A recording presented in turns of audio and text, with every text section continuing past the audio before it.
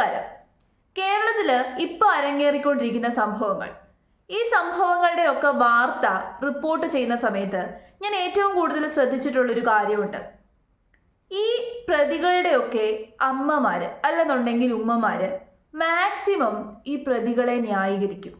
അതായത് ഇവർ പ്രതികളാണ്, ഒരിക്കലും ഒരു മനുഷ്യൻ കാണിക്കാൻ പാടില്ലാത്ത കാര്യങ്ങൾ, അതിനെക്കാട്ടിൽ വലിയ മഹാപാപങ്ങൾ ചെയ്ത പ്രതികളാണ്. അങ്ങനെ തന്നെ പറയാം, മഹാപാപങ്ങൾ ചെയ്ത പ്രതികളാണ്. എന്നിട്ട് പോലും ഈ പ്രതികളുടെയൊക്കെ അമ്മമാര് മാക്സിമം ഇവരെ ന്യായീകരിക്കും. എങ്ങനെങ്കിലും അവരെ കുറ്റവിമുക്തരാക്കണം എന്നുള്ള രീതിയിലാണ് ഈ അമ്മമാരൊക്കെ തന്നെ മാധ്യമങ്ങളോട് സംസാരിക്കുന്നത്. കഴിഞ്ഞ ദിവസം നമ്മൾ കണ്ടതാണ് അഫാന്റെ കേസിൽ. അഫാന്റെ ഉമ്മ പറയുന്നത്, അവനല്ല ഒന്നും ചെയ്തത്, എനിക്കൊന്നും ഓർമ്മയില്ല, ഞാൻ തനിയെ വീണതാണ്, എൻ്റെ മകനെ എങ്ങനെയെങ്കിലും പുറത്തിറക്കണം, എനിക്ക് ഒരു മകൻ നഷ്ടപ്പെട്ടു, ഇനി ആകെയുള്ളത് ആ ഒരു മകൻ മാത്രമാണ്, അവനെ എങ്ങനെയെങ്കിലും പുറത്തിറക്കണമെന്ന്. അഫാനെ പോലെയുള്ള ആ മകനെ എങ്ങനെയെങ്കിലും പുറത്തിറക്കണം എന്ന് കരഞ്ഞപേക്ഷിക്കുന്ന ഒരു ഉമ്മ. ആ ഉമ്മയോട് എങ്ങനെ നമുക്ക് സഹതാപം തോന്നും? ഏറ്റവും ഒടുവിൽ എല്ലാ ആൾക്കാരും എതിർത്ത സമയത്ത് ആ ഉമ്മ മകനെതിരെ മൊഴി നൽകി. അതുമാത്രമല്ല, ഇന്നലെ ഒരു സംഭവം ഉണ്ടായി. ഷിബില എന്ന് പറയുന്ന ഒരു പെൺകുട്ടിക്കുണ്ടായ അവസ്ഥ നിങ്ങൾ എല്ലാവരും അറിഞ്ഞതായിരിക്കും വാർത്തയിലൂടെ.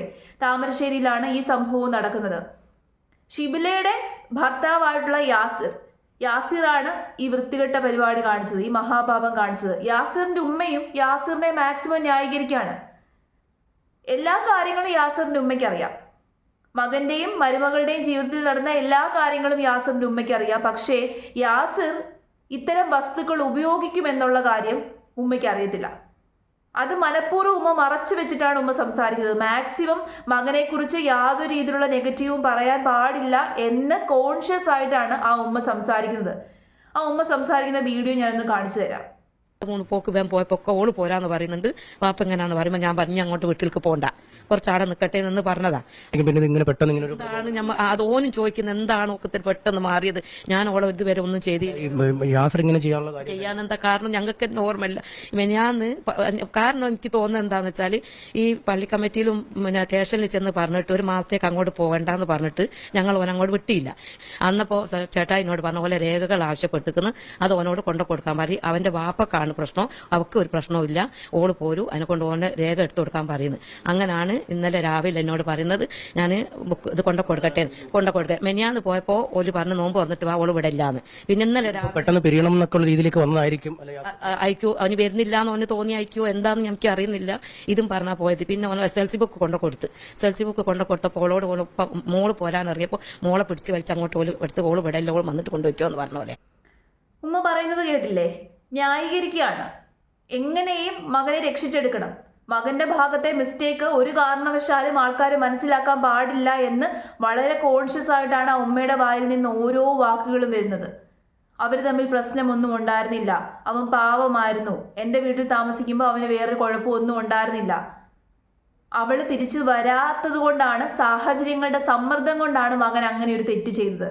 അങ്ങനെയുള്ള സാഹചര്യം ഒരുക്കിയത്, അത്തരം സമ്മർദ്ദം ഒരുക്കിയത് ഷിബിലയുടെ അച്ഛനാണ്. അങ്ങനെ എല്ലാ മിസ്റ്റേക്കും ഷിബിലയുടെ അച്ഛൻ്റെ നേരെ തിരിച്ചു വിടുവാണ് ആ ഉമ്മ. മകനെ രക്ഷിക്കാൻ വേണ്ടിയിട്ടായിരിക്കാം, പക്ഷേ ഇങ്ങനെയുള്ള മക്കളെ രക്ഷിക്കണോ? അതാണ് എൻ്റെ ചോദ്യം. ഇങ്ങനെയുള്ള മക്കളെ ന്യായീകരിക്കണോ? അമ്മമാരോടുള്ള എൻ്റെ ചോദ്യമാണ്, ഇങ്ങനെയുള്ള മക്കളെ എന്തിനു വേണ്ടി നിങ്ങൾ ന്യായീകരിക്കുന്നു? നിങ്ങൾ കഷ്ടപ്പെട്ട് വളർത്തി വലുതാക്കി ഈ രീതിയിൽ തെറ്റ് ചെയ്ത മക്കളെ ഒരു കാരണവശാലും ന്യായീകരിക്കാൻ പാടില്ല. മനുഷ്യരായിട്ട് ജീവിക്കുന്ന മക്കളെ മാത്രമേ മാതാപിതാക്കൾ ന്യായീകരിക്കാൻ പാടുള്ളൂ. മൃഗങ്ങൾ ചെയ്യുന്നതിനെക്കാട്ടിൽ വലിയ പ്രവൃത്തി ചെയ്യുന്ന മക്കളെ ഒരു കാരണവശാലും ന്യായീകരിക്കാതിരിക്കുക. അതുമാത്രമല്ല, ആ മക്കൾ ഇത്തരം വസ്തുക്കൾ ഉപയോഗിക്കുന്നുണ്ട് എന്നുണ്ടെങ്കിൽ എന്തിനാണ് അവരെ ഡിഫെൻഡ് ചെയ്യുന്നത്? എന്തിനാണ് അവരെ സംരക്ഷിച്ച് പിടിക്കുന്നത്? അങ്ങനെ സംരക്ഷിച്ച് പിടിക്കുന്നതിലൂടെ നിങ്ങൾ ആ മക്കളുടെ ജീവിതം നശിപ്പിക്കുകയാണ് ചെയ്യുന്നത്. മക്കളുടെ സ്വഭാവത്തിന് മാറ്റം വരുന്നുണ്ട് എന്നുണ്ടെങ്കിൽ, അവർ ഇത്തരം വസ്തുക്കൾ ഉപയോഗിക്കുന്നുണ്ട് എന്നുണ്ടെങ്കിൽ ദയവ് ചെയ്ത് പോലീസുകാരെയോ ആരെയെങ്കിലും വിവരം അറിയിക്കുക. അങ്ങനെ വിവരം അറിയിച്ചു കഴിഞ്ഞാൽ അവൻ എവിടെ നിന്നാണ് അത് വാങ്ങിക്കുന്നത്, അതിന്റെ സോഴ്സ് എവിടെ നിന്നാണ് എന്നൊക്കെ കണ്ടെത്തി പോലീസുകാർ പരിശോധിച്ച് അത് അവസാനിപ്പിക്കാൻ സാധിക്കും.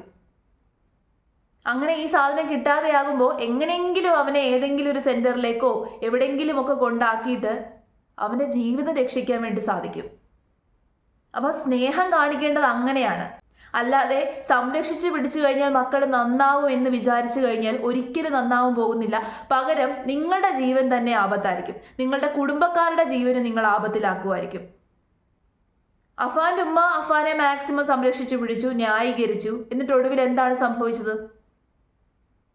ഇപ്പോൾ യാസിറിന്റെ ഉമ്മ യാസിറിനെ ന്യായീകരിക്കുന്നു, സംരക്ഷിച്ചു പിടിക്കുന്നു. നാളെ ഒരു കാലത്ത് യാസിർ പുറത്തിറങ്ങിയതിനു ശേഷം ഇതേ പരിപാടിയാണ് അവൻ കാണിക്കുന്നത് എന്നുണ്ടെങ്കിൽ ആരാണ് ഏറ്റവും കൂടുതൽ അപകടത്തിലാകാൻ പോകുന്നത്? യാസിറിന്റെ കുടുംബാംഗങ്ങൾ തന്നെയാണ്. അതെന്തുകൊണ്ടാണ് അമ്മമാർ മനസ്സിലാക്കാത്തത്?